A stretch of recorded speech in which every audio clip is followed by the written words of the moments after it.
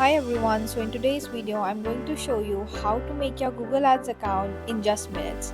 So let's get started.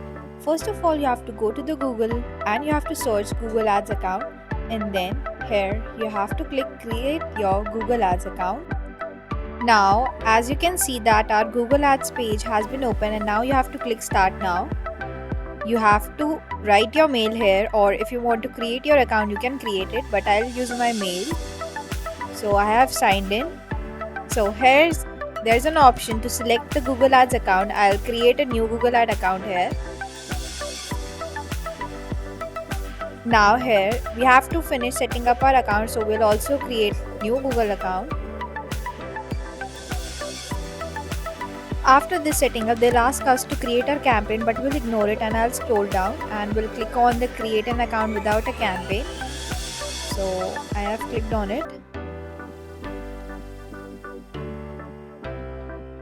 Now you can see they are asking us to confirm our account setting. So we'll click on the continue. Here you go, we have almost created our account. Now we'll click on the explore your account option. And tada! Here we have created our Google Ads account.